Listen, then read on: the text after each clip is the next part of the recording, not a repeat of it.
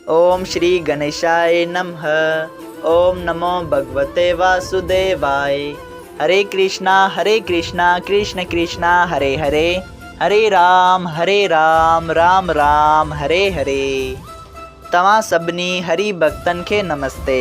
प्यारा भक्तों, ही कथा पाण गुरु कृपा सां हासिल करे रहा आयूं।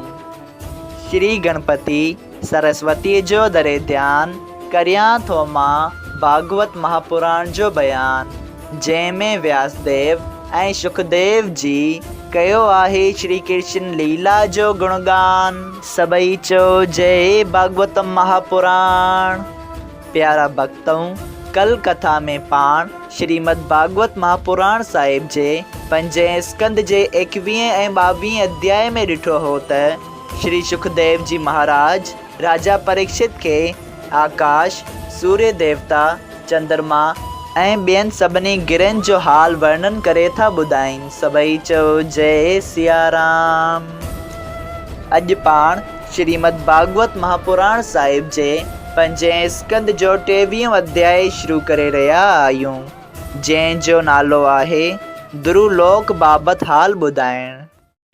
श्री सुखदेव जी महाराज चयो त हे राजा, सुमेर पर्वत खां 13 लख जोजन परे ध्रुवलोक आहे, जिते ध्रुव जी सतन रखेश्वरन समेत सुख ऐं आनंद सां रहंदो आहे।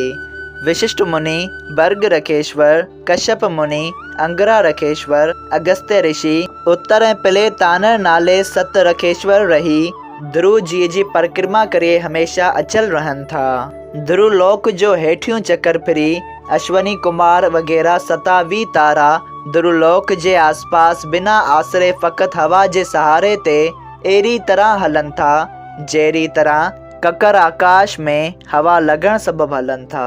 उन करे ध्रुवलोक के चक्कर वांगर हुअण करे शिशमार चक्कर बि चवंदा आहिनि। जहिड़ी तरह वेहंदे वक़्तु चक्कर कुंभार जे साम्हूं गोल वांगर थिए थो, तहिड़ी तरह जो रूप ध्रुवलोक जो सम्झणु घुरिजे, छाकाणि त 14 नक्षत्र संदसि साॼे पासे ऐं 14 नक्षत्र खाॿे पासे थी उन चक्र जे घुमण वक़्तु उहे सभु उन जे आसरे ते हलनि था। उन जे पछ में प्रजापति, अगन, इंद्र, धर्म ऐं पछ जे पहाड़ में दाता विदाता ऐं कमर में सप्त रखेश्वर, मथीं चप में अगस्त्य जी, हेठें चप में जमराज जी, मोह में मंगल गिरे ऐं आस्थान शनेचर, कुंड ते विस्पति, अखियुनि में सूरज देवता, हृदय में परमेश्वर, मन में चंद्रमा, धुन में शुक्र, छातीअ जे 2 पासनि में अश्वनी कुमार, सुवास में बुध गिरे, गले में राहु ऐं केतु ऐं सभु तारा बदन जे रगन में रहनि था। इहो शिशमार चक्र नारायण जी जो स्वरूप आहे। उन करे सभिनी देवताउनि ऐं ब्रह्मांड खे उन रूप में सम्झणु घुरिजे। जेको सुबुह ऐं शाम जे वक़्तु ही कथा पढ़ी ध्यान उन रूप जो कंदो, तंहिंजा सभु पाप छुटी अशुभ कर्मनि जा फल खेसि न मिलंदा। सभई चओ जय श्री कृष्णा। श्रीमद भागवत महापुराण साहिब जे 5 स्कंद जो 23 अध्याय संपूर्ण थियो। अध्याय 24 श्री सुखदेव जी महाराज जो 14 लोकन बाबति वर्णन करण। श्री सुखदेव जी ॿुधाइनि था त ए राजा, कंहिं पुराण में ही बि लिखियल आहे त सूरज खां 10,000 जोजन हेठि राहु जो रथ थिए थो। जॾहिं उन जे साम्हूं सूरज ऐं चंद्रमा जो रथ अचे थो, तॾहिं ग्रहण लॻे थो। चंद्रमा खे ॾाढो डपु थिए थो, जंहिंजी कथा विस्तार सां 8 स्कंद में ईंदी। लेकिन सुदर्शन चक्र जी रक्षा सां राहु उन्हनि खे कुझु बि करे नथो सघे। उन खां 12 जोजन हेठि सिद्ध ऐं चारन विद्याधर वग़ैरह देवताउनि जे रहण जा आस्थान आहिनि। तंहिं खां 12 जोजन हेठि जछ, राक्षस ऐं पिशाच रहंदा आहिनि। तंहिं खां 100 जोजन हेठि मृत्यु लोक जी पृथ्वी आहे।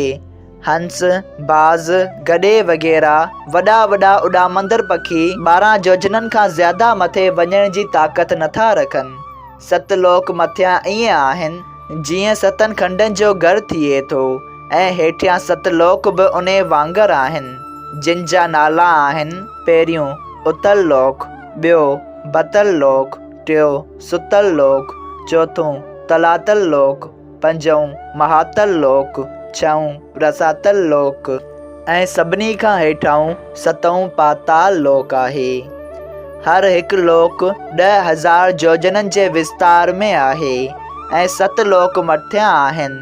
पहिरियों बोर लोक, ॿियो भव लोक, टियों सोर लोक, चौथों महर लोक, पंजों जिन लोक, छहों तप लोक ऐं सतों सत लोक आहे। जेतिरो सुख खाधे पीते कपिड़े ऐं भोग विलास वग़ैरह जो उते रहे थो, तंहिं खां ज़्यादा हेठें लोकनि में सम्झणु घुरिजे। उतल लोक में मणि नाले दैत रही माया ऐं इंद्रजाल जी विद्या घणी ॼाणंदो आहे। दैत उहा विद्या परी कंहिंखे बि का शइ नथा सम्झनि ऐं उन लोक में रहण वारा सभु दैत ऐं दानव पंहिंजनि पंहिंजनि स्त्रियुनि समेत अमृत पी आनंद सां भोग विलास कनि था।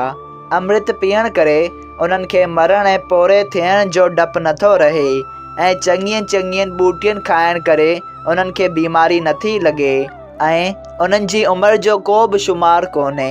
जॾहिं घणनि दैतनि जे पैदा थियण करे उते रहण जी जाइ नथी बचे, तॾहिं हरी इच्छा सां सुदर्शन चक्र उते वञी कुझु दैतनि खे मारे छॾींदो आहे। तॾहिं बाक़ी समाइजण जेतिरा बची आनंद सां उते रहंदा आहिनि। तंहिं खां हेठि बितल लोक में मई दानव जो पुटु असुर बलवान, जंहिं 96 मायाऊं इंद्रजाल जूं ठाहियूं आहिनि, सो रहंदो आहे। सभई चओ जय श्री कृष्णा। श्रीमद भागवत महापुराण साहिब जे 5 स्कंद जे 24 अध्याय जो पहिरियों भाग संपूर्ण थियो। अगरि तव्हां सभिनी हरि भक्तनि खे हिन कथा मां लाभ हासिल थियो हुजे त कृपया हिन कथा खे ॿियनि हरि भक्तनि सां शेयर कजो त उन्हनि जो बि भलो थिए ऐं तव्हांजो बि भलो थिए। सभई चओ जय सिया राम। राधे राधे।